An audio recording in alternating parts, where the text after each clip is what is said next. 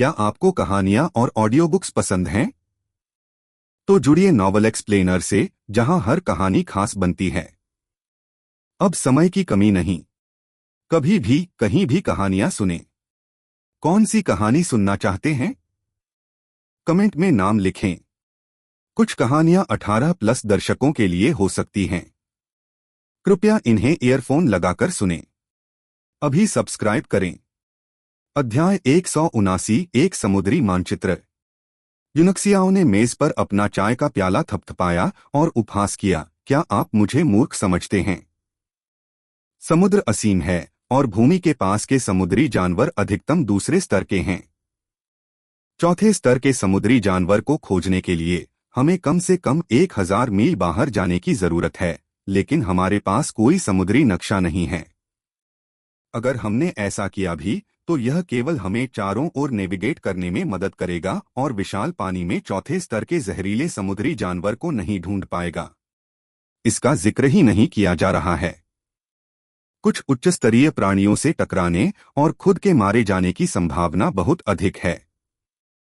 Duan you को इस लड़के को धोखा देना बहुत मुश्किल लगा। इतनी कम उम्र में वह इतना कुछ कैसे जान सकता है? ऐसा लगता है जैसे वह पहले भी समुद्र में गया हो। वह जानता था कि उसे दूसरी विधि का उपयोग करना होगा। तो उसने अपनी अंगूठी से एक बूढ़े जानवर की खाल निकाली और यूनक्सियाओं के सामने फैलाकर बोला, इसे देखो। यूनक्सियाओं ने त्वचा की ओर तिरछी नजर से देखा। एक आम दानव जानवर की त्वचा से कुछ गुना मोटी और स्पर्श करने पर अभी भी लचीली। ऐसा प्रतीत होता है कि यह किसी बड़े समुद्री जानवर की त्वचा है। उस पर एक समुद्री मानचित्र बड़ी बारीकी से बनाया गया था और उसके एक कोने पर एक लाल त्रिकोणीय चिन्ह था, जिसके शीर्ष पर कुंभ लिखा था। उसकी पुतलियां अचानक सिकुड़ गईं और उसकी हथेली अनजाने में भींच गई, जिससे उसके हाथ में पूरी जानवर की खाल आ गई और वह झटके से बोला, कुंभ दिव्य वृक्ष। इससे डुआन यू चौंक गया और उसे अपने सामने वाला युवक और भी अधिक रहस्यमय लगने लगा। तुम्हें कुंभ दिव्य वृक्ष के बारे में भी पता है? यूनक्सियाओं को एहसास हुआ कि वह खुद को भूल गया है। यदि उसे किसी अन्य समय यह समाचार पता चलता तो उसे कोई परवाह नहीं होती या वह इतना उत्तेजित नहीं होता। लेकिन मेंगवू अभी गहरी नींद में थी और उसे आत्मा को पोषण देने वाली लकड़ी की जरूरत थी, जो कि कुंभ दिव्य वृक्ष की शाखा थी जिसने बड़ी मात्रा में समुद्री जानवरों के जीवन सार को अवशोषित कर लिया था। मैं एक कीमियागर हूँ और दुनिया में ऐसी कुछ सामग्रियां हैं जिनके बारे में मैं नहीं जानता। कुंभ डिवाइन ट्री अनमोल पौधों में से एक है। इसमें इतनी अजीब बात क्या है कि मैं इसके बारे में जानता हूं? उसने नक्शा फैलाया और उसका ध्यानपूर्वक अध्ययन किया। इस मानचित्र को देखते हुए यह स्काई फ्रेग्रेंस के समुद्र तट से लगभग 1000 मील दूर होना चाहिए। यह बहुत दूर नहीं है, लेकिन चूंकि वहां एक कुंभ दिव्य वृक्ष है, इसलिए इस क्षेत्र की रक्षा करने वाले कुछ उच्च स्तरीय समुद्री जानवर होंगे। कुछ जहरीले जानवरों के पाए जाने की संभावना वास्तव में बहुत अधिक है। एक पल के लिए चुप रहने के बाद यूनक्सियाओं ने नक्शा डुआन यू को लौटा दिया और उसे उदासीन दृष्टि से देखते हुए कहा, मेरे साथ स्पष्ट रहें, आप मुझसे क्या चाहते हैं? मुझे सभी शर्तों और लाभों सहित सब कुछ बताएं। डुआन यू स्तब्ध रह गया। उसे उम्मीद नहीं थी कि यूनक्सियाओ उसके इरादे को भांप लेगा और इतना सीधा बोल देगा। यह लड़का बहुत डरावना है। क्या मुझे सचमुच सही व्यक्ति मिला? इसके बजाय मैं उसके द्वारा ठगा नहीं जाऊंगा, है ना? क्या? मेरे सामने बेवकूफी मत करो, यूनक्सियाओ ने मजाक उड़ाया। कुछ ऐसा होना चाहिए जो मैं आपके लिए कर सकता हूं। अन्यथा आप इसे मेरे साथ साझा करने के लिए इतने दयालु क्यों होंगे यदि आप अकेले ही लाभ ले सकते हैं? यदि आप मेरे साथ ईमानदार नहीं होना चाहते हैं तो मैं दिखावा करूंगा कि मैंने इसके बारे में पहले कभी नहीं सुना है। गल्प। डुआन यू ने मुश्किल से निगलते हुए व्यंग्यपूर्वक मुस्कुराते हुए कहा, मुझे आश्चर्य है कि क्या तुम्हारे अंदर एक धूर्त बूढ़ा लोमड़ी छिपा है। हाँ, मुझे आपकी मदद की जरूरत है। वास्तव में अल्केमिस्ट एसोसिएशन की मेरी यात्रा एक कीमियागर को खोजने के लिए थी। शुरुआत में मैंने भी कियानजिन को चुना, लेकिन अब ऐसा लगता है कि वह पर्याप्त मजबूत नहीं है। यूनक्सियाओ ने उपहास किया, तो आपने मुझे चुना है क्योंकि आपको लगता है कि मैं युवा हूं और मेरी आत्मिक शक्ति मजबूत है, इसलिए मुझे धोखा देना आसान है और मैं आपके लिए बहुत मेहनत करूंगा। यह डुआन यू एक क्षण रुका और फिर उसने अपना सिर हिलाया और झुंझलाकर कहा, शुरुआत में मैंने यही सोचा था, लेकिन अब मैं वास्तव में चिंतित हूं कि मुझे गलत व्यक्ति मिल गया है। अगर मुझे पता होता कि तुम इतने चतुर हो तो मैं अन्य उच्च स्तरीय कीमियागरों की तलाश करता। धोखा दिए जाने के डर से मैंने एक युवा और कम अनुभवी व्यक्ति की तलाश की। चिंता मत करो, मैं केवल 15 साल का हूं और मेरे पास ज्यादा अनुभव नहीं है, यूनक्सियाओ ने ईमानदार और गंभीर भाव से कहा। बूढ़ा अवाक रह गया। यदि वह यूनक्सियाओ को उनकी पिछली बातचीत के माध्यम से थोड़ा भी नहीं जानता था, तो उसने उसकी अभिव्यक्ति को देखकर ही इस बात पर विश्वास कर लिया होता। लेकिन अब उन्हें उस कथन पर यकीन नहीं होगा और उन्होंने स्थिति को विस्तार से बताना शुरू कर दिया। स्काई फ्रेग्रेंस साम्राज्य दक्षिण सागर से सटा हुआ था और उसके पास समुद्री संसाधनों की आश्चर्यजनक संपदा थी। समुद्र के निकट किंगहाई नामक एक नगर था। छोटा और ज्यादा आबादी वाला नहीं, यह स्वर्गीय मार्शल क्षेत्र के दक्षिण में सबसे अधिक हलचल वाले स्थानों में से एक था। इसकी अस्थायी आबादी इसके स्थायी निवासियों की तुलना में सैकड़ों से 1000 गुना अधिक थी, जिनमें से सभी विभिन्न स्थानों से आने वाले व्यवसायी थे। सामान्य व्यापारियों के अलावा इन आगंतुकों में विभिन्न शक्तियों के प्रतिनिधि और वाणिज्य गठबंधन के विभिन्न सदस्य शामिल थे, जिन्होंने समुद्री संसाधनों की विशाल संपदा के लिए किंघई में अपने अड्डे स्थापित किए थे। वहां विभिन्न स्थानों से अनेक शिकारी भी आते थे, जो जीविकोपार्जन के लिए और सभी प्रकार के संसाधनों के बदले में पूरे वर्ष समुद्री जानवरों का शिकार करते थे। डुआन यू एक ऐसा शिकारी था और उस समय एक प्रसिद्ध था। वह ताकतवर था और हमेशा अकेले ही शिकार करता था। इसके अलावा वह अन्य सामान्य शिकारियों की तुलना में उच्च स्तर के समुद्री जानवरों को मार सकता था। इस तरह उन्होंने अपनी प्रतिष्ठा अर्जित की थी। समुद्र में जानवरों का वितरण वैसा ही था जैसा यूनक्सियाओं ने पहले वर्णित किया था। तट से 1000 मील के भीतर दूसरी श्रेणी के समुद्री जानवर सबसे शक्तिशाली थे, जो मार्शल मास्टर्स के बराबर थे। लेकिन पानी में इंसानों की तुलना में समुद्री जानवरों को एक अनोखा फायदा था, इसलिए यदि कोई शिकारी किसी समुद्री जानवर को सफलतापूर्वक मारना चाहता था, तो वह केवल उस जानवर की तलाश कर सकता था जो उससे एक स्तर नीचे था। दूसरे शब्दों में, दूसरे दर्जे के समुद्री जानवर का शिकार करने के लिए एक महान मार्शल मास्टर की आवश्यकता थी। आमतौर पर पर्याप्त तैयारी के साथ और अपरिचित समुद्री क्षेत्रों से बचने या पानी में आगे जाने से ज्यादा खतरा नहीं होगा। लेकिन इसके कारण समुद्री जानवर सुरक्षित जल में लगभग खत्म हो गए थे। परिणामस्वरूप बड़ी संख्या में शिकार समूहों ने अधिक पैदावार के लिए गहरे पानी में जाने का जोखिम उठाया।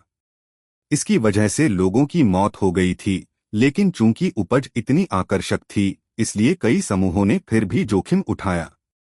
संयोग से डुआन यू ने एक मरते हुए शिकार समूह को बचाया और उनकी जान बचाने के लिए उन्हें धन्यवाद देने के लिए नेता ने उन्हें कृतज्ञता के प्रतीक के रूप में समुद्री मानचित्र दिया।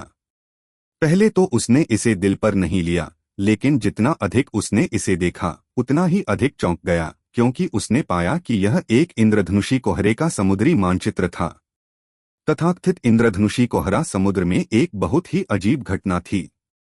यह एक इंद्रधनुषी रंग का कोहरा था जो अचानक पानी के ऊपर दिखाई दिया, जिसने आकाश और समुद्र को ढक लिया।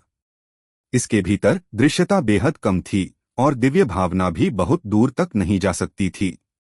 इंद्रधनुषी कोहरे दो प्रकार के होते हैं, पहला यादृच्छिक अप्रत्याशित स्थानों पर दिखाई देता है और दूसरा प्रकार निश्चित स्थानों पर दिखाई देता है।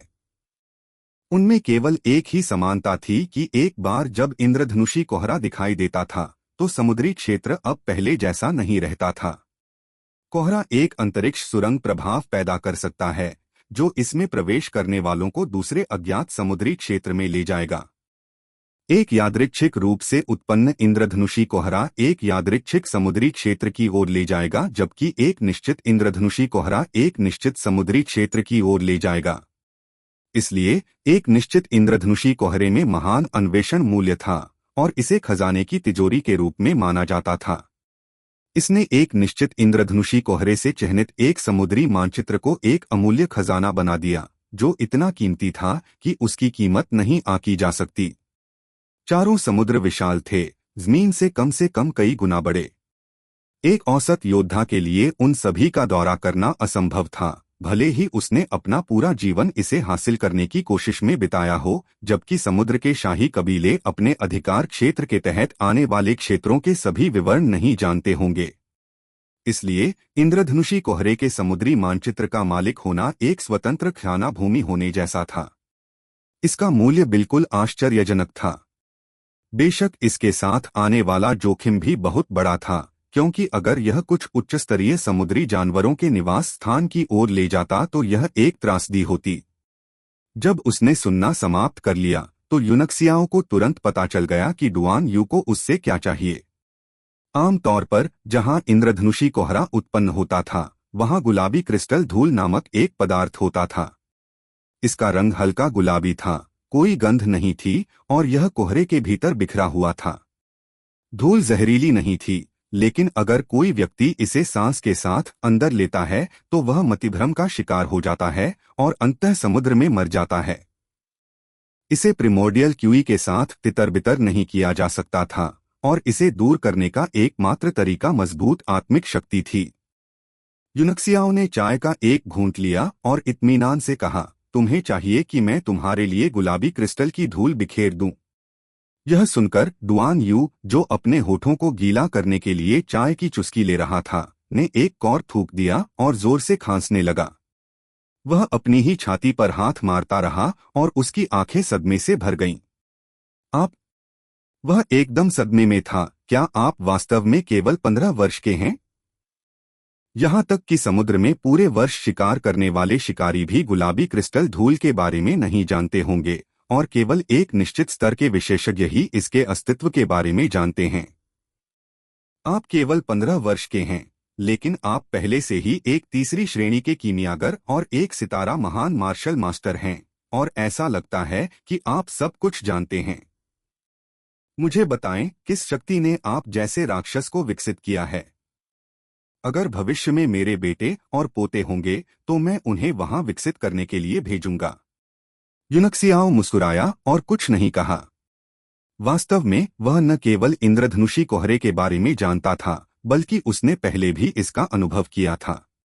किंवदंतियों में कहा गया है कि उसने 8000 मील के भीतर समुद्री कुलों के सभी सदस्यों को मार डाला और पूरे समुद्र को रक्तलाल कर दिया, लेकिन यह सिर्फ इंसानों द्वारा खुद को बेहतर दिखाने के लिए फैलाई गई अफवाहें थीं।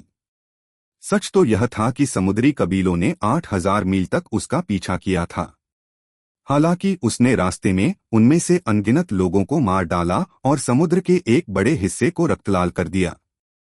जब उसे एक मृत अंत में धकेल दिया गया और उसने सोचा कि वह मारा जाने वाला है, तो एक इंद्रधनुषी कोहरा अचानक प्रकट हुआ और उसे दूसरे समुद्री क्षेत्र में ले गया, जिससे उसकी जान बच गई।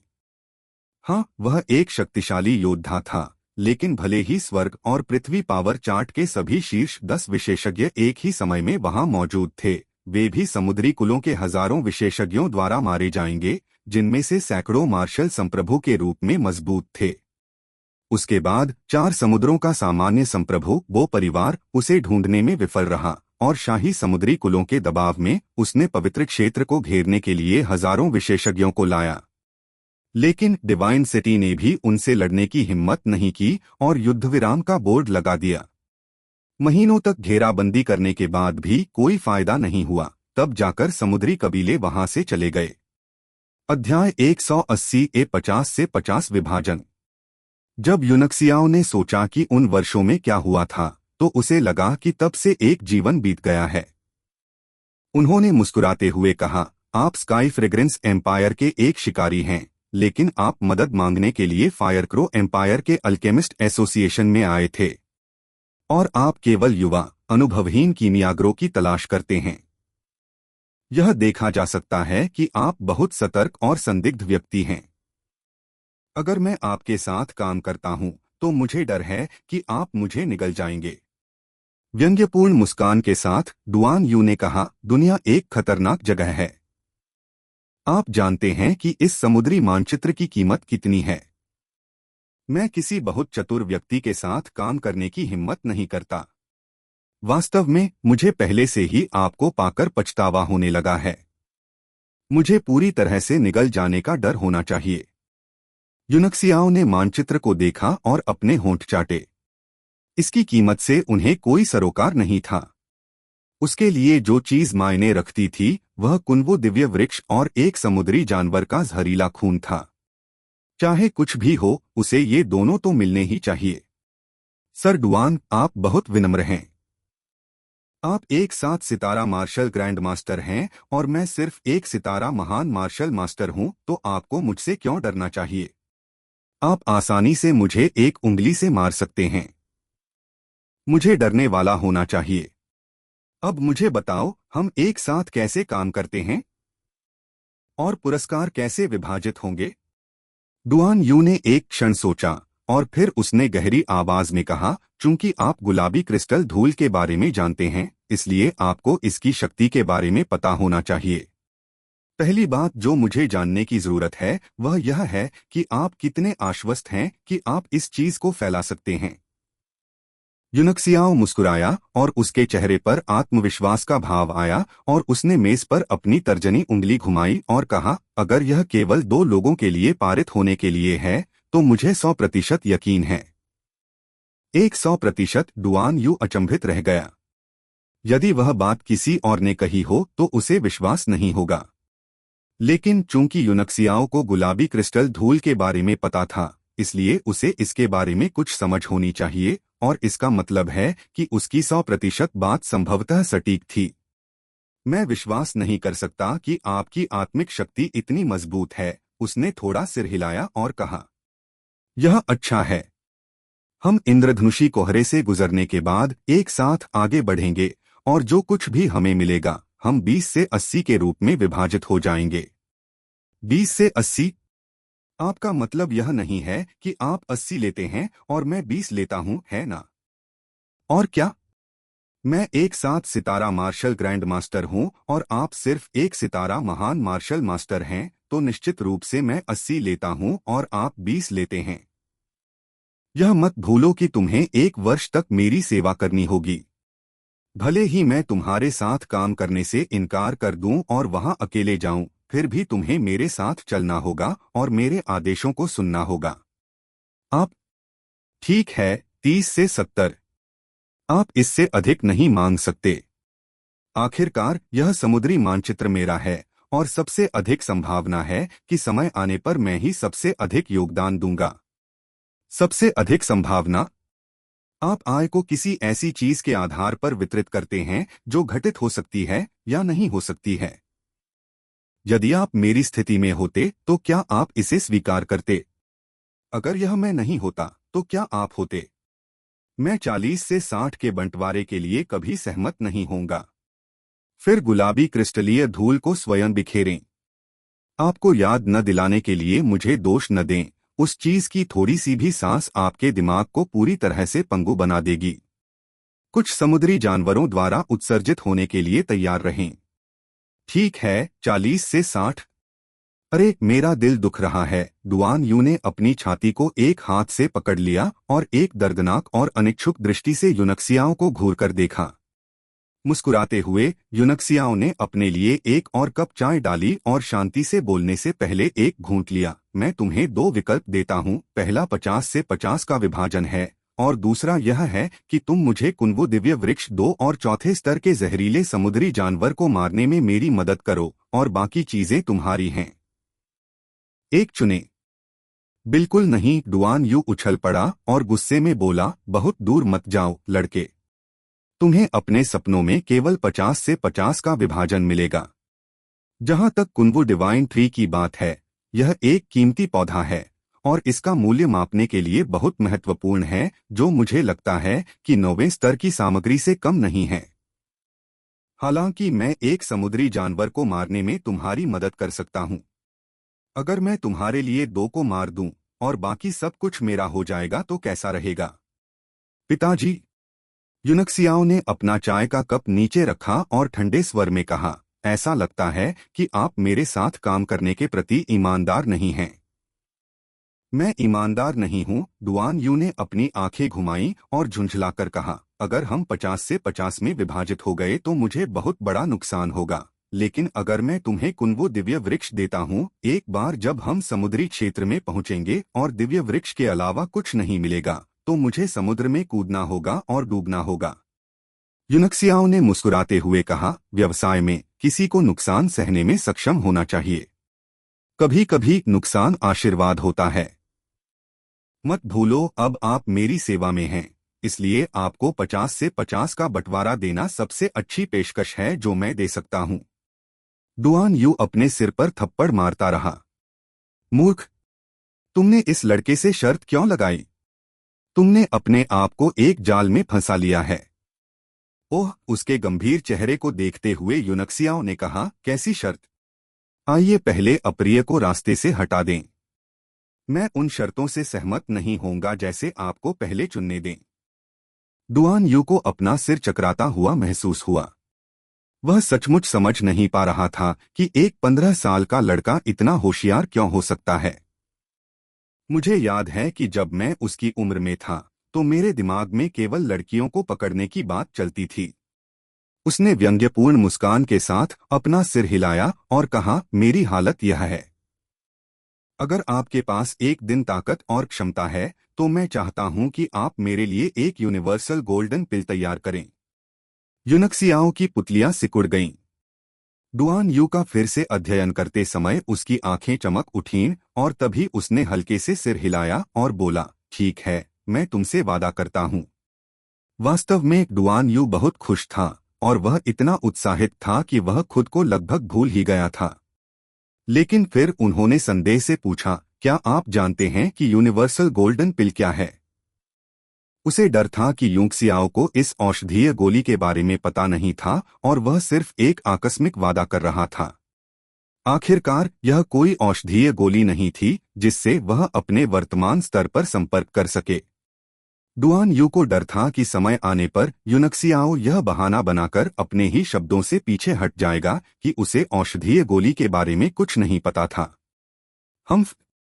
यह एक औषधीय गोली के अलावा कुछ खास नहीं है, जिसे जब शीर्ष 9 स्टार मार्शल सम्राट द्वारा लिया जाता है तो मार्शल सुप्रीम के दायरे में प्रवेश करने की संभावना केवल 30% तक बढ़ सकती है, यूनक्सियाओ ने तिरस्कारपूर्वक कहा। डुआन यू को राहत मिली जब उसने देखा कि यूनक्सियाओ औषधीय गोली के प्रभाव को बताने में सक्षम था, लेकिन उस तिरस्कारपूर्ण स्वर में उसकी नाक फूल गई। क्या आप जानते हैं कि यह औषधीय गोली कितनी कीमती है? क्या आप जानते हैं कि सभी महान शक्तियां इसके लिए मौत तक लड़ेंगी? बकवास, यह कुछ खास नहीं है। केवल 30%। क्या आपको पता है कि इस गोली का स्तर क्या है? क्या आप जानते हैं कि किसी को परिष्कृत करना कितना मुश्किल है? क्या आप 30% तक टूटने की संभावना बढ़ाने का अर्थ जानते हैं? यूनक्सियाओ ने उसे तिरस्कारपूर्ण दृष्टि से देखा, मानो वह एक गरीब आदमी हो जो एक हाथ में रोटी लेकर दहाड़ रहा हो।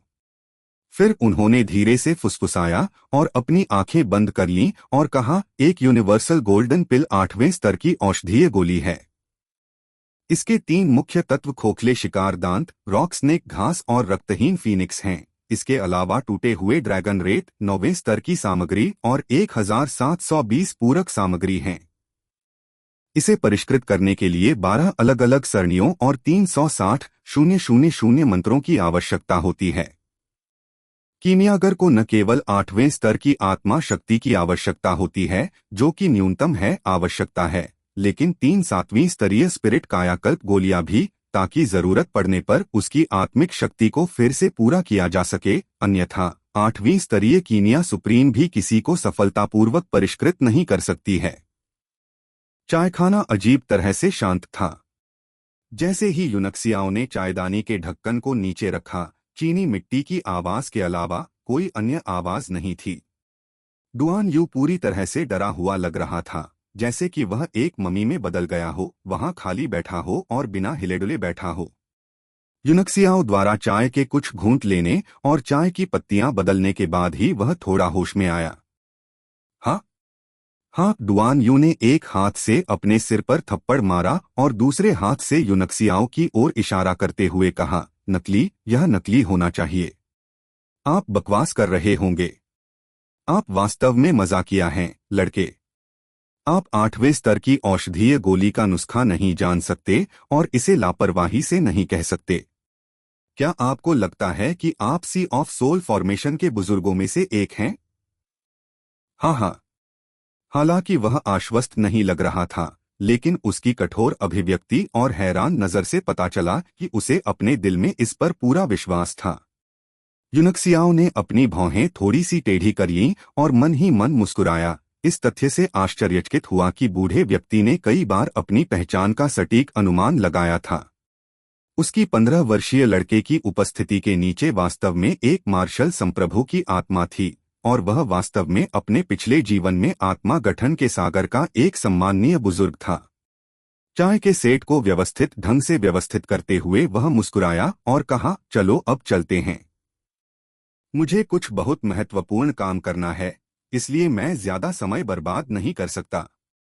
ओह, यह क्या है? डुआन यू इस बात को लेकर उत्सुक था कि इस युवक के पास क्या महत्वपूर्ण मामला है, जो हमेशा इतना शांत दिखता था मानो दुनिया की कोई भी चीज उससे चिंतित न हो। जब हम वापस आएंगे तो मैं आपको बताऊंगा। जब समय आएगा, मुझे आपकी मदद की आवश्यकता होगी, सर डुआन। चाय घर से निकलने के बाद यूनक्सियाओ ने एक वस्तु निकाली। डुआन यू की आंखें चमक उठीं जब उसने इसे देखा, और उसने ईर्ष्या से कहा, एक टाइगर किंग रथ। यह एक उत्कृष्ट 5वीं स्तर की कलाकृति है। लेकिन क्या आपको लगता है कि इसे यहां से बाहर निकालना उचित है? हाल ही में शहर में जिंगयान परिवार को कुछ रहस्यमय विशेषज्ञों द्वारा मिटा दिया गया था, और अब पूरा शहर उच्चतम अलर्ट पर है। यदि आप टाइगर किंग को बाहर निकालते हैं तो मुझे डर है कि आप तुरंत कम से कम 100 दिव्य इंद्रियों द्वारा लक्षित हो जाएंगे। यूनक्सियाओ ने हंसते हुए उदासीनता से कहा, यह बिल्कुल वही प्रभाव है जो मैं चाहता हूं। डुआन यू की चौंका देने वाली नजर के तहत उसने टाइगर किंग को बाहर फेंक दिया, जो हवा में तेजी से बढ़ी और जल्द ही सड़क पर छाया डाल दी। आप वास्तव में किसी भी चीज से नहीं डरते। यूनक्सियाओ के रथ पर चढ़ते ही डुआन यू ने असहाय होकर देखा, और उसके पास पीछा करने के अलावा कोई विकल्प नहीं था। हंसते हुए यूनक्सियाओ ने रथ के नियंत्रण सरणी पर थप्पड़ मारा, और वाहन तुरंत एम्बर रंग की प्रकाश की धारा में बदल गया, जो स्काई फ्रेग्रेंस एम्पायर की दिशा में शांगयान पर जूम कर रहा था। ऐसा नहीं है कि मैं डरता नहीं हूं, लेकिन यह बिल्कुल वैसा ही प्रभाव है जो मैं चाहता हूं। जिस समय रथ प्रकट हुआ और चला गया, अनगिनत दिव्य इंद्रियां पागलपन से उमड़ पड़ी, लेकिन वे सभी एक और भी मजबूत दिव्य भावना से विकर्षित हो गईं। इसने सभी स्काउट्स को चौंका दिया और भयभीत कर दिया, और अगले ही पल दर्जनों आकृतियां शहर में दिखाई दीं, जिनमें से प्रत्येक अलग अलग दिशाओं की ओर भाग रही थीं। एक अज्ञात स्थान पर एक गुप्त हवेली में, जो श्रद्धेय बुजुर्गों के मंदिर से संबंधित थी, झू जिन, जो ध्यान में क्रॉसलेग्ड बैठे थे, अचानक जाग गए। उसका चेहरा उतर गया और वह आश्चर्य से चिल्लाया, यह वही है।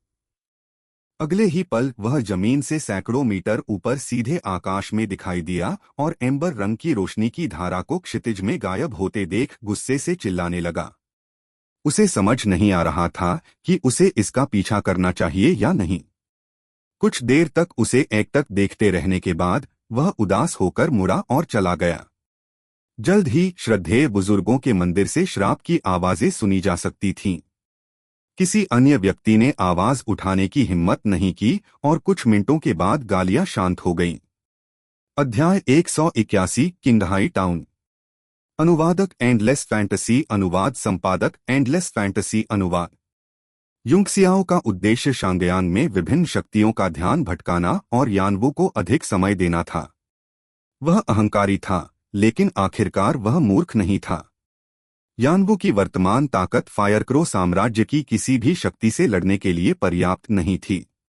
लेकिन चूंकि वह पहले ही तूफान खड़ा कर चुका था, इसलिए उसे इसे और अधिक अराजक बनाने में कोई आपत्ति नहीं थी। उनकी कार्रवाई तुरंत विभिन्न प्रमुख शक्तियों के खुफिया नेटवर्क में प्रवेश कर गई। उनमें से कई लोगों ने उसके पीछे रथ भेजे, लेकिन कोई फायदा नहीं हुआ। फिर भी उन्हें यकीन था कि उनका रथ स्काई फ्रेग्रेंस साम्राज्य की ओर जा रहा था। परिणामस्वरूप स्काई फ्रेग्रेंस साम्राज्य के बारे में घटनाओं की एक श्रृंखला भी विभिन्न प्रमुख शक्तियों की नजर में आ गई। क्या आप शहर के उन बूढ़े राक्षसों से नहीं डरते जो आपके पीछे आ रहे हैं? जब आप यहाँ हैं तो मुझे क्यों डरना चाहिए?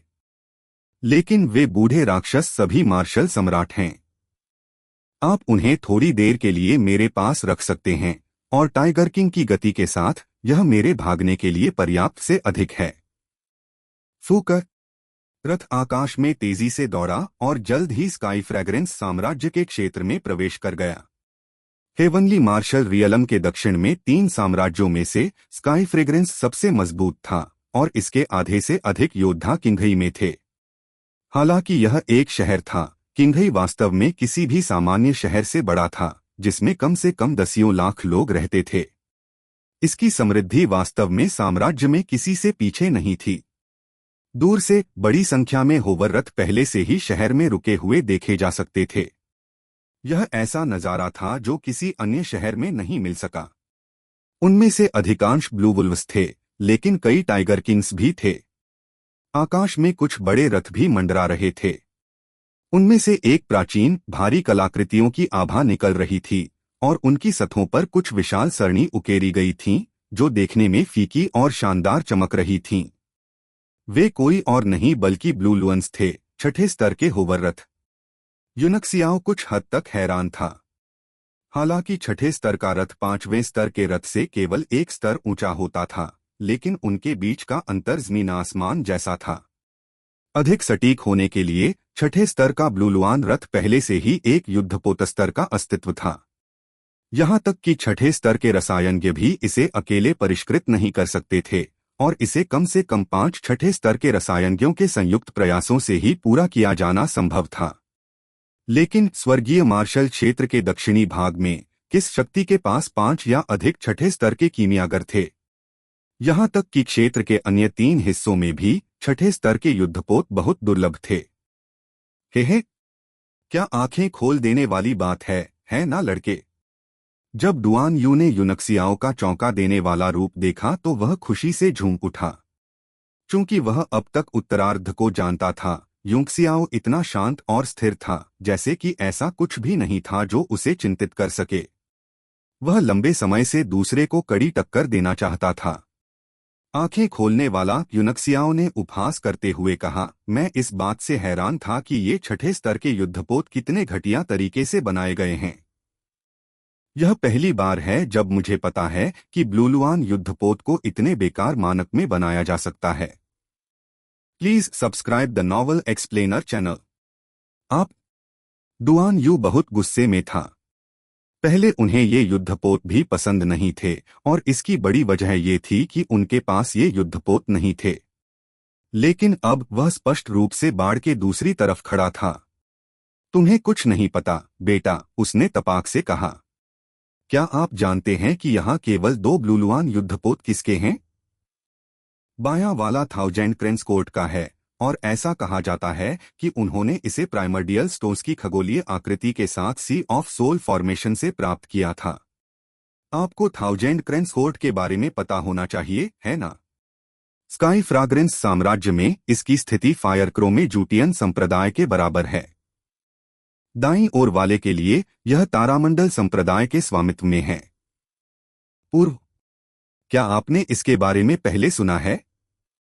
खैर, आपके अज्ञानी चेहरे को देखकर मुझे पता है कि आपने इसके बारे में कभी नहीं सुना है। तारामंडल संप्रदाय। यूनक्सियाओ ने उपहास किया और उसे रोका। नक्षत्र संप्रदाय मुख्य रूप से स्टॉर्मी वेव्स तकनीक की खेती करता है, जिसके लिए पूरक के रूप में बड़ी मात्रा में समुद्री जानवर दानव कोर की आवश्यकता होती है, इसलिए उनके पास समुद्री जानवरों की उच्च मांग है। कोई आश्चर्य नहीं कि वे किंघई को इतना महत्व देते हैं।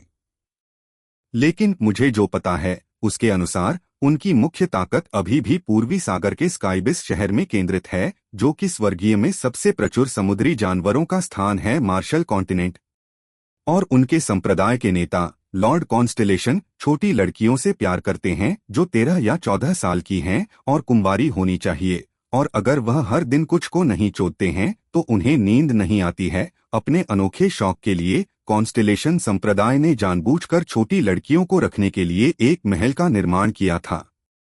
लॉर्ड कॉन्स्टेलेशन द्वारा लड़कियों का कौमार्य छीन लेने के बाद जो लोग उन्हें पसंद करते हैं वे सेवारत महिलाओं के रूप में रहेंगे, और जिन्हें वह नापसंद करेंगे उन्हें मार दिया जाएगा या छोड़ दिया जाएगा। इतना दुष्ट, उसे मार डाला जाना चाहिए। डुआन यू ने बुरी तरह डांटा।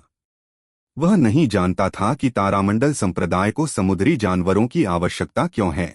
उसने स्काइबिस शहर के बारे में कभी नहीं सुना था और किसी ने भी उसे अपने संप्रदाय के नेता का नाम और उसके शौक के बारे में कभी नहीं बताया था। संप्रदाय के बारे में वह केवल इतना जानता था कि यह बहुत मजबूत था।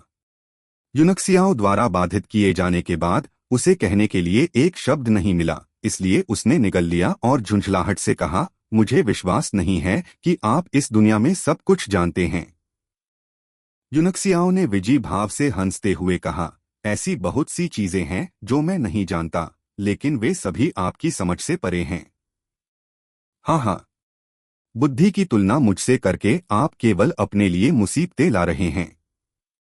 निराश होकर डुआन यू ने उस पर कोई ध्यान नहीं दिया। उसने पाया कि जब वह यूनक्सियाओ के साथ था तो उसका अंत एक ऐसे बच्चे की तरह हो जाएगा जो कुछ भी नहीं जानता था। चलो नीचे चलकर देखते हैं। मैं कुछ खरीदना चाहता हूँ। अचानक यूनक्सियाओ ने टाइगर किंग को रोक दिया और उसे किंघई के ऊपर मंडराने दिया। जैसे ही उसने हलचल भरे शहर को देखा उसकी आंखें चमक उठीं। हाँ, एक लड़का हमेशा एक लड़का ही रहता है। डुआन यू फूट फूट कर हंसा क्योंकि आखिरकार उसे यूनक्सियाओ के बारे में कुछ पता चला, और उसने मजाक उड़ाते हुए कहा, आप वास्तव में एक गांव के लड़के हैं जिसने पहले कभी दुनिया नहीं देखी है। खैर, किंघई पर एक नजर डालना अच्छा है ताकि आप वापस आने पर अपने परिवार को बता सकें कि आपने क्या देखा। यूनक्सियाओ ने उसे नजरअंदाज कर दिया और सीधे एक विशाल चौराहे पर जा गिरा। यहाँ बहुत सारे होवर रथों को रोका गया था जो उनके लिए एक विशिष्ट लैंडिंग और टेक ऑफ क्षेत्र था। अपने अनूठे समुद्री संसाधनों के कारण किंघई का एक छोटा शहर अनगिनत विस्तारों से गुजर चुका था और इसका वर्तमान आकार किसी भी शहर से छोटा नहीं था। इसकी सड़कें उन योद्धाओं से भरी हुई थीं जिनके शरीर से प्राइमर्डियल क्यूई तरंगें निकलती थीं और स्काई फ्रेग्रेंस के आधे से अधिक सशस्त्र बल व्यवस्था बनाए रखने के लिए यहाँ तैनात थे। उन्होंने कुछ ही कदम उठाए थे कि तभी उनकी 20 से अधिक लोगों की गश्ती टीम से भिड़ंत हो गई। यूनक्सियाओ को यह जानकर आश्चर्य हुआ कि नेता एक मार्शल किंग था और टीम के सबसे कमजोर सदस्य ग्रेट मार्शल मास्टर्स थे। जिस बात ने उन्हें और भी अधिक हैरान कर दिया वह यह थी कि किंघई में इस तरह की कई टीमें थीं। यह उनके लिए बहुत बड़ा झटका था और उन्होंने फैसला किया कि यानवू की भविष्य की ताकतें किंघई से अधिक होनी चाहिए। शहर के एक संक्षिप्त दौरे के बाद उन्हें यहाँ की स्थिति का सामान्य अंदाजा हुआ। दक्षिण में कई व्यापारिक कंपनियां और शक्तियां जीविकोपार्जन के लिए किंघई में समुद्री संसाधनों पर निर्भर थीं, और यहाँ तक कि वाणिज्य गठबंधन के 7 स्थायी सदस्यों में से 3 ने यहाँ अपनी शाखाएं स्थापित की थीं। मैरियट ट्रेजर स्टोर उनमें से एक था। हालांकि इसका पहलू बहुत विशिष्ट नहीं था, फिर भी किसी ने इसके अस्तित्व को कम आंकने की हिम्मत नहीं की, क्योंकि यह न केवल स्वर्गीय मार्शल महाद्वीप में सबसे बड़ा वाणिज्य संगठन था बल्कि महाशक्तियों में से एक भी था। आपका स्वागत है मेरे विशिष्ट अतिथियों। क्या मैं आपकी मदद कर सकता हूँ? सुडौल शरीर वाली एक खूबसूरत लड़की ने उनका स्वागत किया। उसकी खुली कमर पर एक प्लेट लटकी हुई थी जिस पर 17 फीट लिखा था। उसने मीठी मुस्कान के साथ उनकी ओर देखा और अंततः उसकी नजर डुआन यू पर टिकी। अंदर लोग आ जा रहे थे और विशेष वर्दी में 20 से अधिक सुंदर लड़कियां थीं। उनमें से अधिकांश ग्राहकों को सेवा दे रहे थे, जबकि कुछ काउंटर के सामने व्यवस्थित रूप से खड़े होकर ग्राहकों के अगले बैच की प्रतीक्षा कर रहे थे। डुआन यू ने यूनक्सियाओ की बाह खींची और जल्दी से कहा, लड़के, इसके महत्वहीन पहलू से मूर्ख मत बनो। क्या आप जानते हैं कि यह प्रतीक क्या दर्शाता है? यह महाद्वीप पर नंबर 1 वाणिज्य संगठन मैरियट ट्रेजर स्टोर का प्रतीक है, और जो लोग यहाँ व्यापार कर सकते हैं वे कोई सामान्य नहीं हैं। मैं आपके शीर्ष व्यक्ति को प्रभारी देखना चाहता हूं। कुछ शब्द सुनने के बाद युनक्सियाओ ने डुआन यू का हाथ झटक दिया और उसे तिरस्कारपूर्ण दृष्टि से देखा। शीर्ष प्रभारी शीर्ष व्यक्ति यूंगसियाओ के शब्दों ने न केवल डुआन यू को बल्कि खूबसूरत लड़की को भी स्तब्ध कर दिया। जब वे अंदर आए तो उसने सहज ही डुआन यू की असाधारण आभा को महसूस कर लिया था, इसलिए उसका प्रश्न उस पर निर्देशित था। लेकिन अब उसने युनक्सियाओ का अध्ययन करना शुरू कर दिया। यहाँ असंख्य ट्रेजर्स स्टोर की शाखा में हर दिन कई ग्राहक आते थे, लेकिन कुछ महीनों में केवल एक बार ही कोई ग्राहक दरवाजे से बाहर निकलते ही शीर्ष प्रभारी व्यक्ति के बारे में पूछता था, और उनमें से अधिकांश को शीर्ष प्रबंधन द्वारा व्यवसाय का निरीक्षण करने के लिए भेजा जाता था। वह युनक्सियाओ की पहचान का पुनर्मूल्यांकन करने के अलावा कुछ नहीं कर सकी। क्या असाधारण आभा वाला बूढ़ा आदमी इस बूढ़े आदमी का नौकर हो सकता है? इस बीच डुआन यू का चेहरा हरा हो गया। हालांकि मैरियड ट्रेजर्स स्टोर एक व्यवसाय चला रहा था, यह एक महाशक्ति भी था। यदि युनक्सियाओ यहाँ परेशानी खड़ी करने के लिए आया होता तो वे यह जानने से पहले ही मर जाते कि उन्हें कैसे मारा गया। लड़की शांत थी। आखिरकार उसने हर तरह के ग्राहक देखे थे। उसने तुरंत अपना कैजुअल लुक हटा दिया और उसकी जगह एक गंभीर लेकिन आकर्षक मुस्कान ले ली। युवा मास्टर, क्या मैं जान सकता हूं कि हमारे शाखा प्रबंधक के साथ आपका क्या संबंध है? युनक्सियाओ ने चारों ओर देखा और उदासीन स्वर में कहा, मेरे पास आपके लिए 10 लाख बेहतर ग्रेड प्राइमर्डियल स्टोन्स का व्यवसाय है। 10 लाख श्रेष्ठ श्रेणी के आदिकालीन पत्थर। इससे लड़की चौंक गई। उसके चेहरे पर घबराहट के भाव झलक रहे थे, लेकिन वह ज्यादातर खुश दिख रही थी। उसने झट से कहा, कृपया मेरे साथ आइए यंग मास्टर। मैं जाऊंगी और अपने शाखा प्रबंधक को आपके पास ले आऊंगी। वह युनक्सियाओ और डुआन यू को सीढ़ियों तक ले गई और बाकी लड़कियां ईर्ष्यालु लग रही थीं। वे ग्राहकों द्वारा दिए गए ऑर्डर से कमीशन प्राप्त कर सकते थे।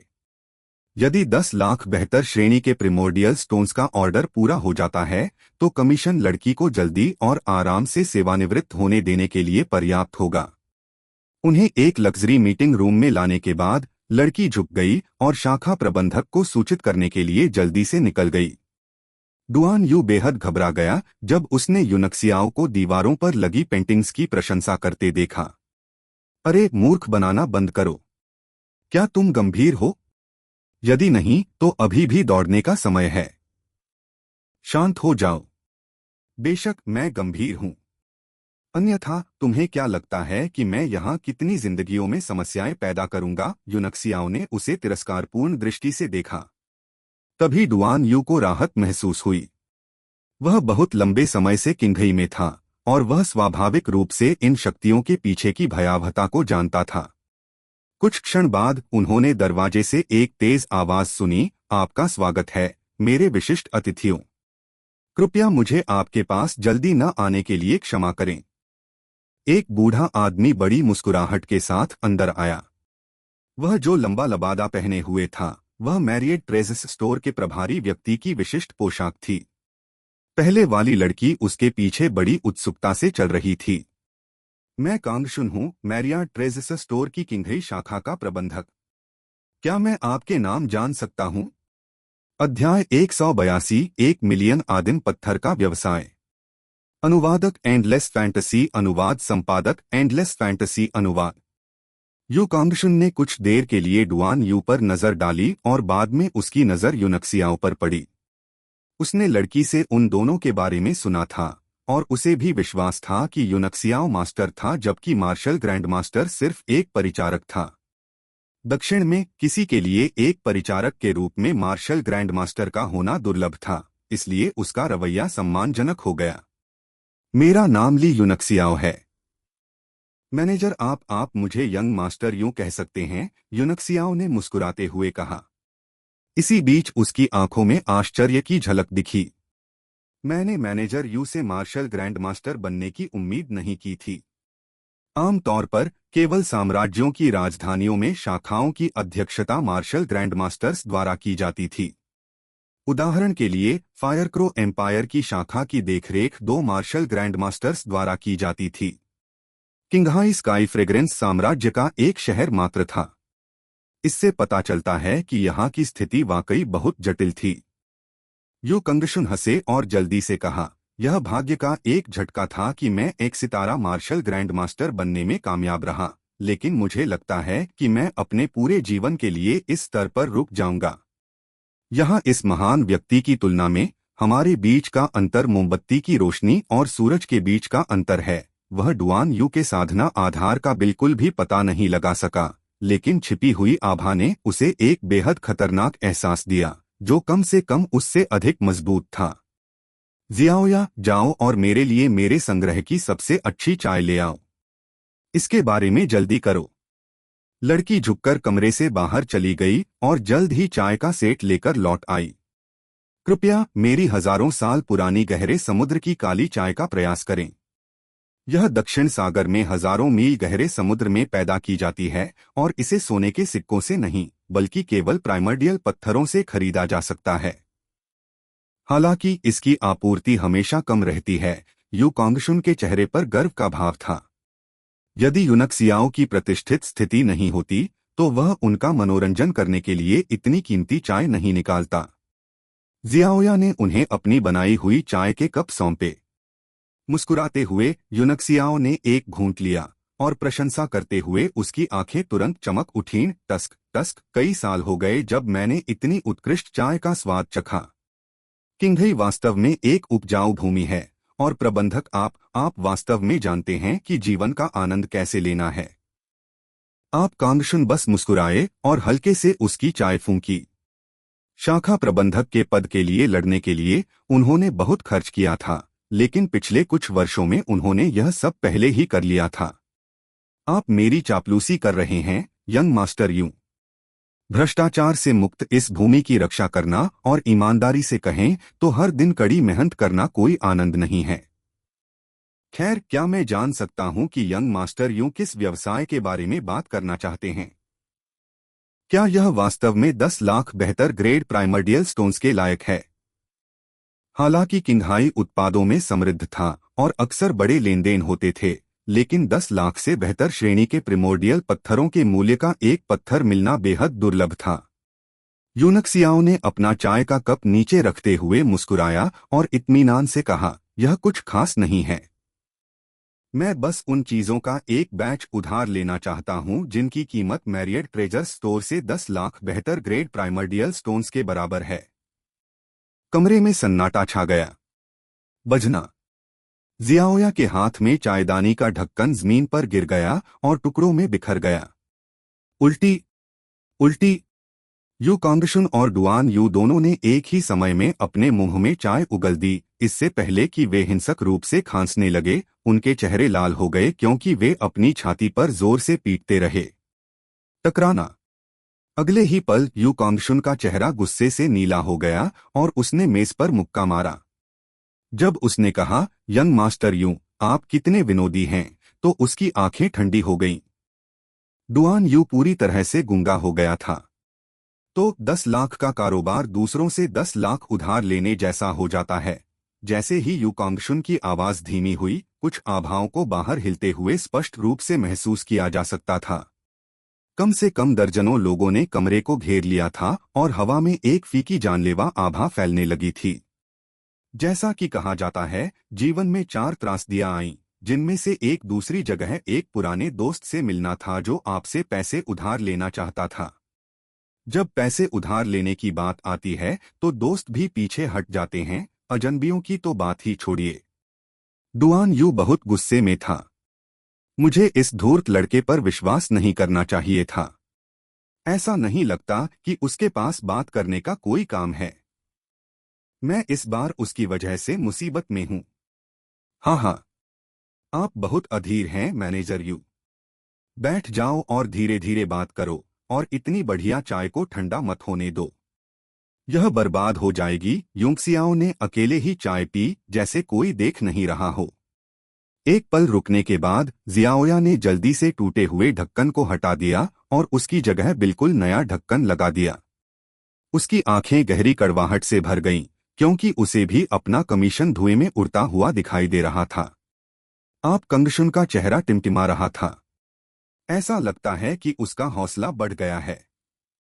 क्या उसे किसी शक्ति द्वारा जानबूझकर यहां परेशानी पैदा करने के लिए भेजा गया है? लेकिन इसकी संभावना नहीं है, क्योंकि अगर वह यहां केवल परेशानी पैदा करने के लिए होता तो उसे इस तरह गड़बड़ करने की जरूरत नहीं होती। उसने अपना गुस्सा पी लिया और धीरे धीरे बैठ गया, लेकिन उसका रवैया अब पहले जैसा गर्म नहीं था। ठंडे स्वर में उन्होंने कहा, आपके शब्द बहुत गहरे हैं यंग मास्टर युन, कृपया इसे मेरे सामने स्पष्ट करें। असंख्य खजाने की दुकान समृद्ध है, लेकिन मेरी क्षमता सीमित है। यदि आप 100 से कम उधार लेना चाहते हैं तो मैं व्यक्तिगत रूप से आपको वह दान कर सकता हूं। जहां तक आपने बताए गए आंकड़े का सवाल है, मैं इसे एक मजाक के रूप में लूंगा। Please subscribe the novel explainer channel. मैं मजाक नहीं कर रहा हूं, यूनक्सियाओ ने अपनी आंखों में फीकी मुस्कान के साथ कहा। यू कांगशुन का चेहरा फिर से ठंडा हो गया और उसकी आंखें गुस्से से जल उठीं। उसे देखते ही डुआन यू का सिर चकरा गया।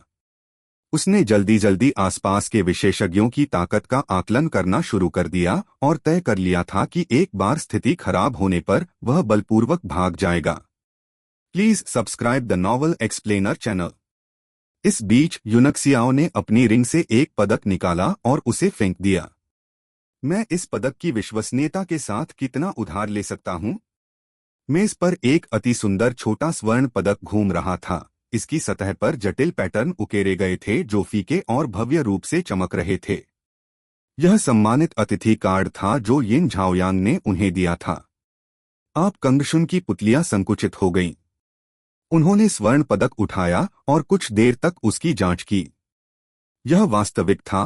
पदक निश्चित रूप से असंख्य खजाने की दुकान के एक विशिष्ट अतिथि का प्रतिनिधित्व करता था और इसका ग्रेड उसके अधिकार से ऊपर था। तभी उसने चौंका देने वाला रूप दिखाया और दोनों हाथों से यूनक्सियाओ को लौटा दिया। यह पता चला है कि यंग मास्टर युन मैरियार्ड ट्रेजर्स स्टोर के प्रथम श्रेणी के प्रतिष्ठित अतिथि हैं। आपने मुझे पहले क्यों नहीं बताया? आपने मुझे व्यर्थ ही परेशान कर दिया। आप कांगशुन का चेहरा एक पल में शांत हो गया, बेहद दयालु हो गया, और उसने गर्मजोशी से कहा जैसे कि यूनक्सियाओ उसका पुराना दोस्त हो, यह प्रथम श्रेणी के विशिष्ट अतिथि का प्रमाण है और इसके साथ कोई भी असंख्य खजाने की दुकान की किसी भी शाखा में बड़ी छूट का आनंद ले सकता है। लेकिन जहां तक पैसे उधार लेने की बात है, वह एक पल रुका और अनिच्छा से कहा, इसकी कोई मिसाल कभी नहीं रही। जो लोग मैरियड ट्रेजर्स स्टोर के प्रथम श्रेणी के विशिष्ट अतिथि बन सकते थे, वे या तो विशेषज्ञ थे जिन्होंने किसी क्षेत्र पर शासन किया था या महान शक्तियों के नेता थे, और वे कभी पैसा उधार नहीं लेते थे। दक्षिण में इस ग्रेड के 10 से भी कम पदक थे। यू कंगशुन को पता था कि वह भी इसे जारी करने के लिए योग्य नहीं था। डुआन यू की आंखें सदमे से चौड़ी हो गईं। हालांकि वह नहीं जानता था कि पदक क्या दर्शाता है, लेकिन जब उसने देखा कि यू कंगशुन ने कितनी तेजी से अपनी अभिव्यक्ति बदली और अपना रवैया बदल लिया, तो उसे तुरंत समझ में आ गया कि यह कुछ असाधारण था। उसने मन ही मन क्रोधपूर्वक शाप दिया, अरे! जब उसके पास इतनी अच्छी चीज है तो उसने उसे पहले क्यों नहीं निकाला? क्या वह जानबूझकर मेरा मजाक उड़ा रहा था? मैरियड ट्रेजर्स स्टोर के प्रथम श्रेणी के विशिष्ट अतिथि, धिक्कार है। वास्तव में यह लड़का कौन है? जब उसने सुना कि यूनक्सियाओ प्रथम श्रेणी का विशिष्ट अतिथि है, तो उसने सोचा कि वह सर्वश्रेष्ठ विशिष्ट अतिथि है। यह केवल एक चाल थी जिसे मैरियड ट्रेजर्स स्टोर ने वर्गीकरण के साथ खेला, जिससे कार्डधारकों को लगा कि उनके कार्ड श्रेष्ठ हैं। यूनक्सियाओ को पता था कि तथाकथित प्रथम श्रेणी से ऊपर कम से कम 4 और ग्रेड हैं। सर्वोच्च श्रेणी केवल एक छोटा लकड़ी का पदक था और धारकों को सर्वोच्च श्रेणी के विशिष्ट अतिथि कहा जाता था। पूरे स्वर्गीय मार्शल महाद्वीप में उनकी संख्या 5 से भी कम थी। अपने पिछले जीवन में, हालांकि उसके पास कोई सर्वोच्च कार्ड नहीं था, उसके पास एक जेड कार्ड था जो एक ग्रेड कम था और बेहद दुर्लभ भी था। यूनक्सियाओ ने बिना भाव के अपनी उंगलियों पर स्वर्ण पदक घुमाया। थोड़ी देर तक इसके साथ खिलवाड़ करने के बाद उन्होंने आह भरते हुए कहा, अगर ऐसा है तो मैं मैनेजर आपको परेशान नहीं करूंगा। मुझे लगता है कि मेरा एकमात्र विकल्प इस स्वर्ण पदक को वहां बेचना है और देखना है कि मुझे कितना मिल सकता है। मुझे लगता है कि इसे कम से कम सैकड़ों हजारों बेहतर ग्रेड प्राइमर्डियल स्टोन में बेचा जा सकता है। इससे यू कांगशुन तुरंत चौंक गया और उसका चेहरा हरा हो गया। वह जानता था कि मैरियार्ड ट्रेजर्स स्टोर के विशिष्ट अतिथि कार्ड का हर ग्रेड बेहद ऊंचा है, और जब तक किसी व्यक्ति के पास मेल खाने वाला शीर्षक और स्थिति नहीं होती है, या उसने मैरियर्ड ट्रेजर्स स्टोर के लिए कोई महान काम नहीं किया है, उसे आसानी से जारी नहीं किया जाएगा। असंख्य ट्रेजर्स स्टोर के विशिष्ट अतिथि कार्डों को 8 ग्रेडों में विभाजित किया गया था, अर्थात ऊपरी 4 कार्ड और निचले 4 कार्ड। चौथी श्रेणी का कार्ड निचले 4 कार्डों में सबसे नीचे था और प्रथम श्रेणी वाला सबसे ऊपर था। यहां तक कि वह केवल तीसरी श्रेणी के कार्ड जारी करने के पात्र थे और उनका कोटा सिर्फ एक था। ऊपरी 4 कार्ड लाल कार्ड, काले कार्ड, जेड कार्ड और सुप्रीम कार्ड थे, और उसने उन्हें पहले कभी नहीं देखा था। पूरे दक्षिण में 5 से भी कम ऊपरी 4 कार्ड थे और वे सभी लाल कार्ड थे। इसलिए दक्षिण में प्रथम श्रेणी का कार्ड पहले से ही सर्वोच्च अस्तित्व में था। यदि इसे बेचने के लिए बाहर ले जाया जाता तो निश्चित रूप से लोग इसे खरीदने के लिए एक दूसरे से पागलपन से लड़ने लगते। प्रथम स्तरीय कार्ड असंख्य ट्रेजर्स स्टोर की किसी भी शाखा में 30% छूट का आनंद ले सकता है। यदि इसे किसी अन्य व्यापारिक कंपनी द्वारा खरीदा जाता और हर जगह परेशानी पैदा होती तो पूरे दक्षिण में माल की कीमत गड़बड़ा जाती। उस समय तक यह वास्तविक अराजकता होगी और यह निश्चित रूप से उच्च प्रबंधन के क्रोध को भड़काएगा। अगर वे जांचकर्ताओं को यह पता लगाने के लिए भेजते हैं कि इसके लिए कौन जिम्मेदार है, तो मुझे आश्चर्य है कि क्या मुझे फंसाया जाएगा। इस विचार पर यू कांगशुन के माथे पर ठंडा पसीना आ गया और वह अपने दिल में दहाड़ने लगा, इस तरह किसी को प्रथम श्रेणी का कार्ड किसने जारी किया? वह इससे बहुत बड़ी परेशानी खड़ी करने वाला है। जब यूनक्सियाओ ने उसका घबराया हुआ रूप देखा तो वह हंसा और बोला, आप इसे क्यों नहीं खरीद लेते मैनेजर? मैं इसे आपको सस्ती कीमत पर बेच सकता हूं। नहीं नहीं नहीं, यू कांगशुन ने झट से अपना सिर हिलाया और हाथ हिलाते हुए कहा, युवा मास्टर युन, आप इसके साथ मजाक नहीं कर सकते। यह मैरियार्ड ट्रेजर स्टोर की विश्वसनीयता और प्रतिष्ठा से संबंधित है। यदि प्रथम श्रेणी के कार्ड का आकस्मिक रूप से व्यापार किया जा सकता है तो हमारे विशिष्ट अतिथि एक बड़ा मजाक बन जाएंगे। एक ट्रेडिंग कंपनी के लिए यह एक गंभीर अपमान है। यदि आप ऐसा करते हैं तो आप मैरियार्ड ट्रेजर स्टोर की सजा से बच नहीं पाएंगे, चाहे आप कितने भी शक्तिशाली क्यों न हो। जैसे जैसे वह बोलता गया उसका स्वर असामान्य रूप से गंभीर होता गया। Please subscribe the novel explainer channel. Duan you को भी अब मामले की गंभीरता समझ में आ गई। मैंने किस तरह के व्यक्ति का अनुसरण किया है? क्या मैं अपने लिए मुसीबत लाऊंगा? क्या यह ठीक रहेगा अगर मैं इंद्रधनुषी कोहरे तक उसका पीछा करूं? उसके दिमाग में सवालों की एक श्रृंखला आ गई। यूनक्सियाओ ने उंगली से इशारा करते हुए कहा, इतना घबराओ मत। आप कांगशुन संदिग्ध दृष्टि से झुके और वह उसके कान में फुसफुसाया। अचानक दूसरे की धुंधली धुंधली आंखें चमक उठीं और उसका चेहरा चमक उठा जैसे उसे अभी अभी बाह में गोली मारी गई हो। वास्तव में आप कांगशुन स्तब्ध रह गए। उसकी आंखें चमक उठीं और उसने अविश्वसनीय रूप से कहा, क्या आपने जो कहा वह सच है? बिल्कुल। यूनक्सियाओ ने अपनी आंखें सिकोड़ लीं और कहा, आप इस पर विचार करने के लिए अपना समय ले सकते हैं। मैं कई दिनों तक किंघई में रहूंगा और कुछ समय बाद फिर से आपसे मिलने आऊंगा। आप कांगशुन थोड़ा अनुपस्थित थे। जब उसने देखा कि यूनक्सियाओ जाने वाला है तो वह जल्दी से झुका और रास्ता दिखाया, कृपया इस तरह युवा मास्टर यू। मुझे वास्तव में इस पर विचार करने के लिए कुछ समय लेने की जरूरत है। ओह ठीक है। असंख्य खजाने की दुकान को किंघई में एक प्रतिष्ठित अस्तित्व माना जाता है, इसलिए यदि युवा मास्टर यू को कोई समस्या आती है तो आप हमें सूचित करने के लिए एक नौकर भेज सकते हैं। अध्याय 183 माँ वेंडी। मैं इसकी सराहना करता हूँ, यूनक्सियाओ ने सहजता से उत्तर दिया। फिर उन्होंने हंसते हुए अपनी आवाज में अर्थपूर्ण स्वर के साथ कहा, आप अपनी युवावस्था और जोश के शिखर पर हैं मैनेजर यू, और आपका भविष्य असीमित है। आपने कंगशुन के शरीर को झटका दिया। एक अजीब सी मुस्कान के साथ उन्होंने कहा, ऐसा कहने के लिए धन्यवाद यंग मास्टर यू। जैसे ही उसने यूनक्सियाओ और डुआन यू को जाते देखा, उसे लगा जैसे यह सब एक सपने की तरह अवास्तविक था। वह एक पल के लिए स्तब्ध रह गया, और जब उसने देखा कि यूनक्सियाओ बहुत दूर चला गया है, तो उसने मुड़ते ही गंभीर चेहरा बना लिया और शियाओया से कहा, मैं स्काई फ्रेग्रेंस एम्पायर की शाखा में जा रहा हूं और जल्द ही वापस आऊंगा। मेरे वापस आने तक आप हर चीज पर अपने फैसले खुद लेंगे। अगर वह युवक दोबारा आता है तो उसके किसी भी अनुरोध को पूरा करने की पूरी कोशिश करें। अगर इस बार यह काम करता है तो आपका वेतन 10 गुना बढ़ जाएगा। 10 गुना। जियाओया हैरान थी। यू कंगशुन के चले जाने पर वह भयभीत होकर घूर रही थी और उसे लगा कि उसका सिर पूरी तरह से खाली हो गया है। उस युवक ने मैनेजर से क्या कहा, वह मन ही मन बड़बड़ाई। अचानक दूर से यू कांगशुन की आवाज आई, जिससे उसका विचार टूटा। मैं पैसे उधार लेने के अलावा कोई भी अनुरोध जोड़ना भूल गया। जियाओया। बंदरगाह के रास्ते में डुआन यू अंततः मदद नहीं कर सका, लेकिन पूछा, लड़के तुमने उससे क्या कहा? यूनक्सियाओ ने उसकी ओर घूरकर देखा और अपनी आवाज खींचते हुए कहा, जिज्ञासा बिल्ली को मार देती है। बस मेरे पीछे आओ और अगर तुम्हें समझ में न आए तो मत पूछो। भाड़ में जाओ। डुआन यू इतना क्रोधित था कि उसने चाहा कि वह अभी दूसरे को मुक्का मार दे। पूरे रास्ते उसने मुझे एक बार भी सहज महसूस नहीं होने दिया। इसके अलावा वह मेरी जिज्ञासा को इस स्तर तक बढ़ा देता है कि वह फूटने वाली है, और फिर भी वह मुझे कुछ भी नहीं बताता है।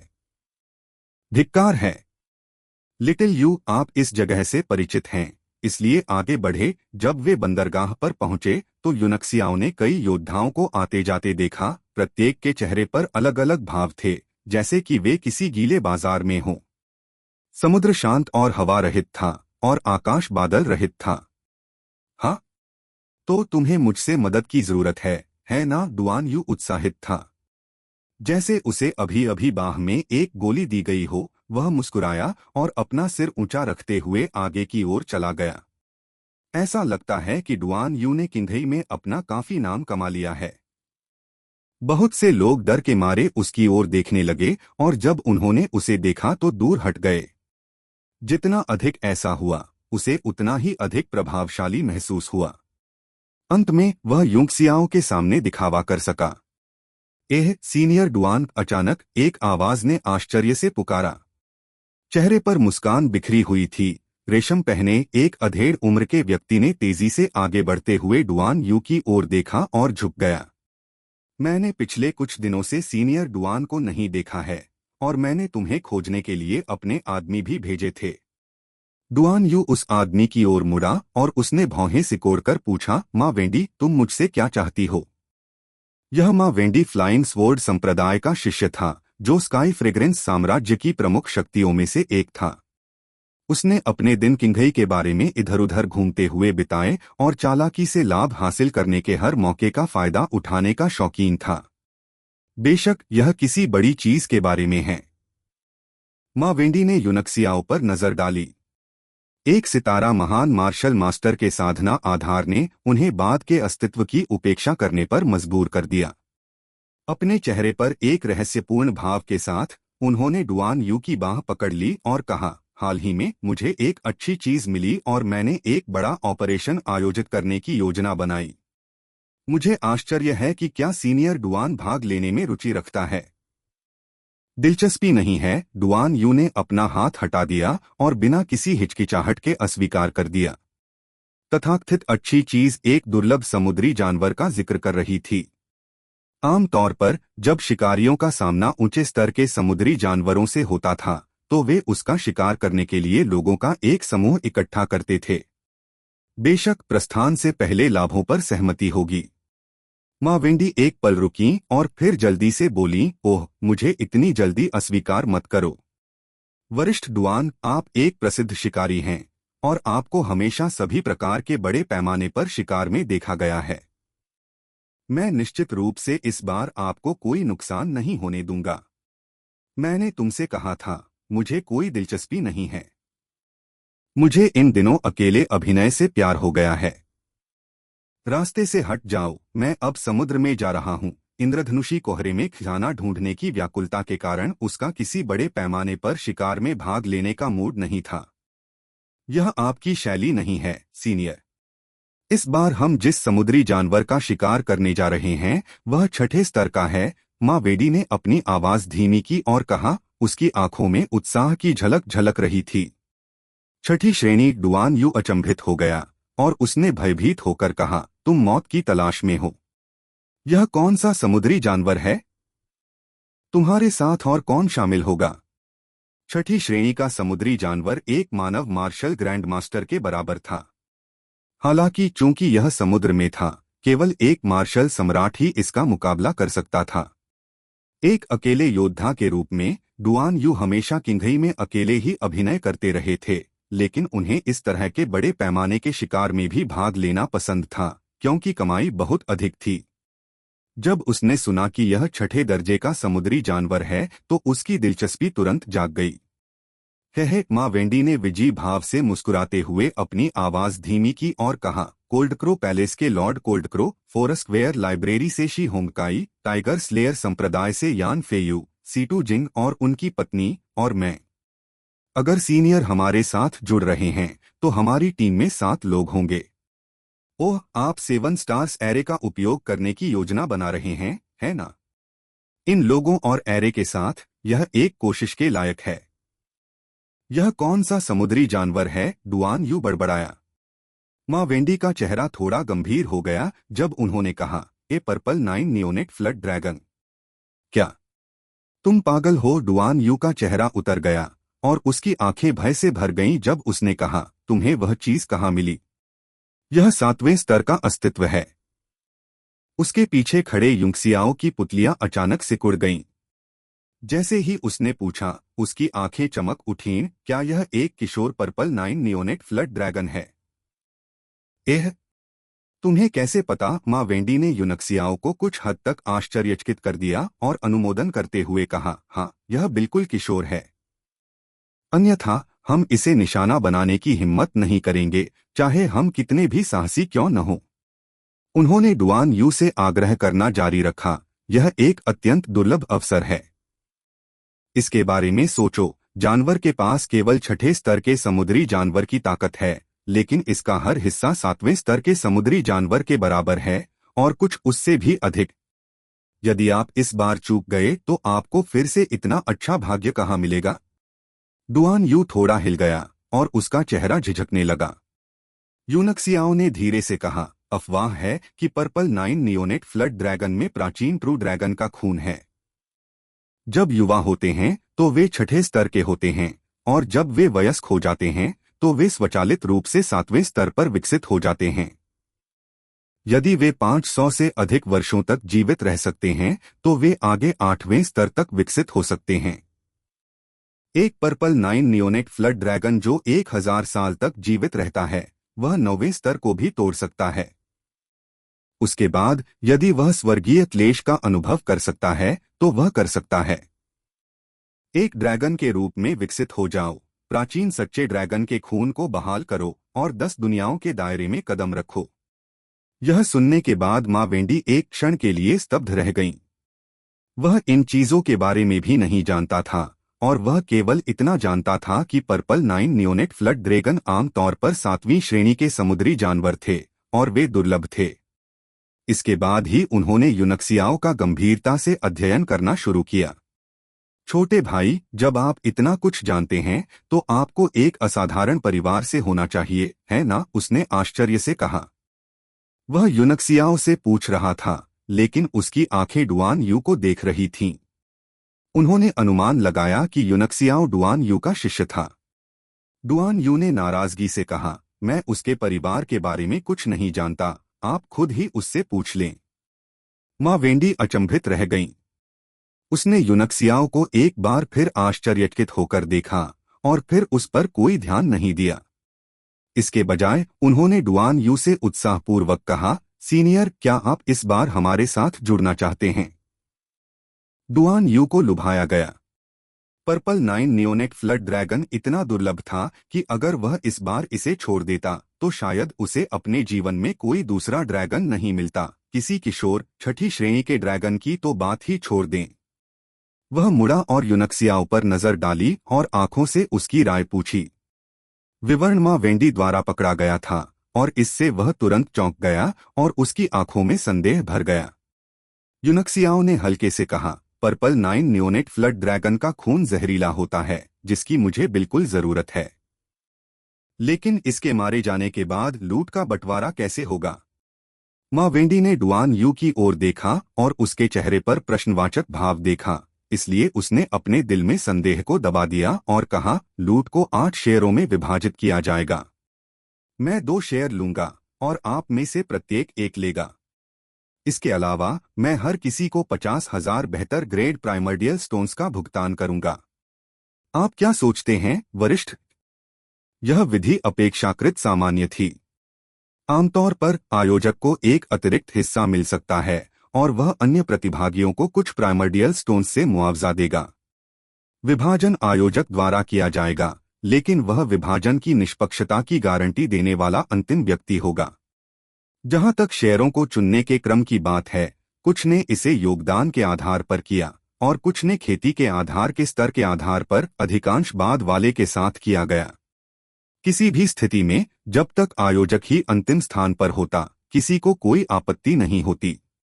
यूनक्सियाओ ने चिंतित होकर पूछा, मुझे आश्चर्य है कि आप अपनी ताकत से इन लोगों में कहाँ हैं, सर डुआन। डुआन यू ने ठंडी खर्राटे ली और गर्व से कहा, लॉर्ड कोल्डक्रो के अलावा जो मेरे जितना ही मजबूत है, बाकी सब। मैंने उन्हें कभी गंभीरता से नहीं लिया। यूनक्सियाओ ने खुशी से कहा, अगर ऐसा है तो हम भाग ले सकते हैं।